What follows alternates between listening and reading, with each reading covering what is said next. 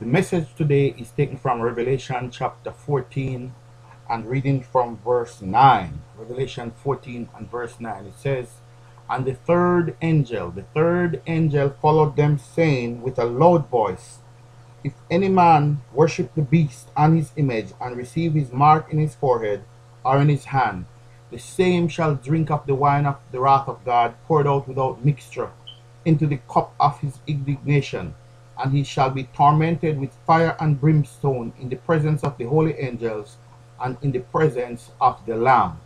This is not my word, this is the Bible. Now let's go back to let's see what happened to them in verse 11. "And the smoke of their torment ascended up forever and ever, and they have no rest day nor night, who worship the beast and his image, and whosoever receiveth the mark of his name." It's a warning from God, friends. What's going to happen if you're not saved? So it's every man's business to find out what it is to be saved and to make sure you're saved. The opportunity is there while you're alive and in your right mind to make it right with God, to avoid the wrath of God which will be coming upon the earth, like it or not. Let's go back to Revelation chapter 14 and verse 8.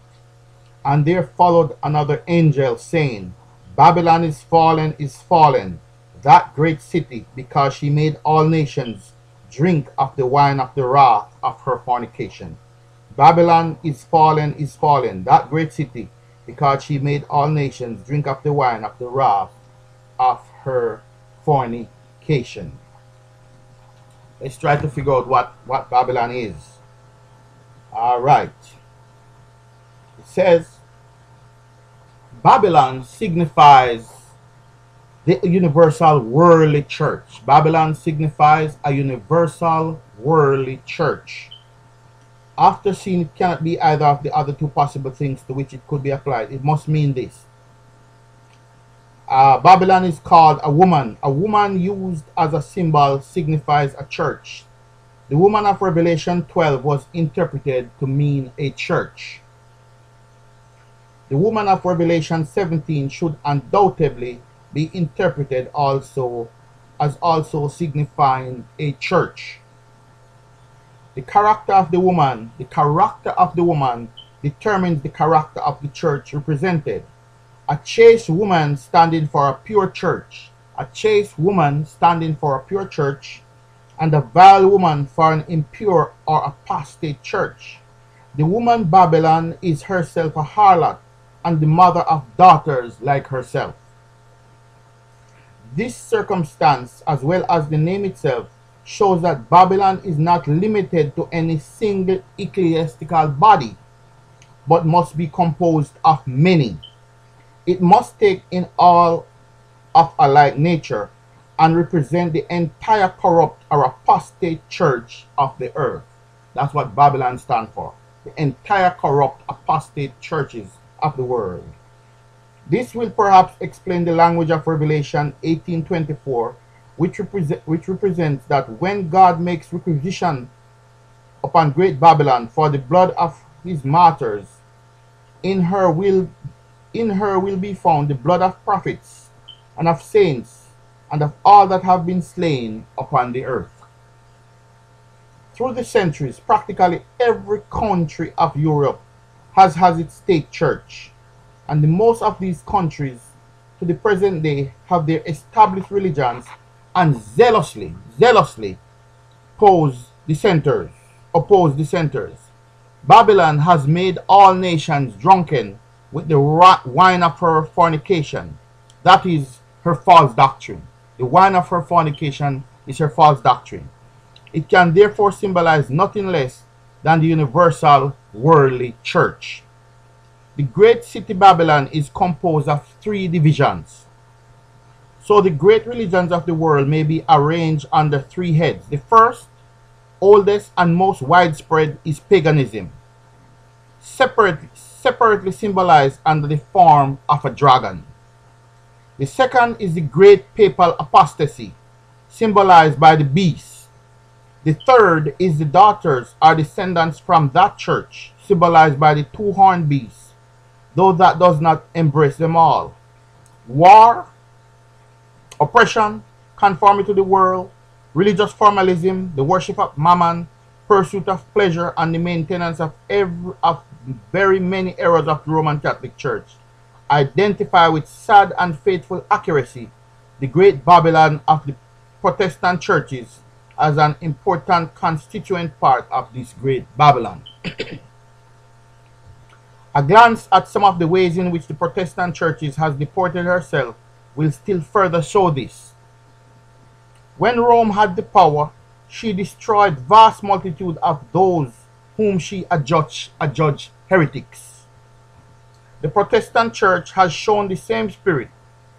Witness the burning of Michael Servetus by the Protestants of Geneva, with John Calvin at their head. Witness the long-continued oppression of dissenters by the Church of England. Witness the hanging of Quakers and the whipping of Baptists, even by the Puritan fathers of New England, themselves fugitive from like oppression by the Church of England. But these, some may say, are things of the past. True, yet they show that when persons governed by strong religious prejudice have the power to coerce dissenters, they cannot forbear to use it. A state of things which we look for in this country under a further fulfillment of the closing prophecy of Revelation chapter 13. It was the will of Christ that his church should be one. He prayed that his disciples might be one, as he and the Father were one, for this would give power to his gospel and cause the world to believe in him.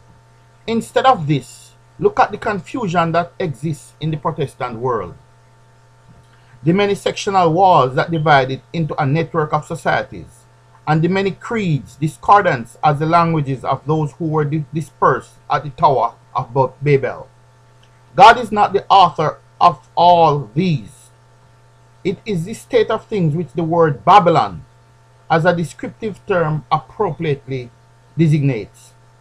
It is evidently used for this purpose and not as a term of reproach. Instead of being stirred with feelings of resentment when this term is mentioned, people should rather examine their position to see if, in faith or practice, they are guilty of any connection with this great city of Babylon, of confusion. If so, they should separate at once therefrom. The true church is a chaste virgin. The true church is a chaste virgin represented in 2 Corinthians 11 verse 2. The church that is joined with the world in friendship is a harlot. It is this unlawful connection with the kings of the earth that constitute her the great harlot of the Apocalypse, Revelation 17. Thus the Jewish church at first espoused to the Lord, Jeremiah 2 verse 3:31, and Jeremiah 31 verse 32, became a harlot, as in Ezekiel 16. When this church apostatized from God, it was called Sodom, as in Isaiah 1, just as the great city Babylon is so called in Revelation 11.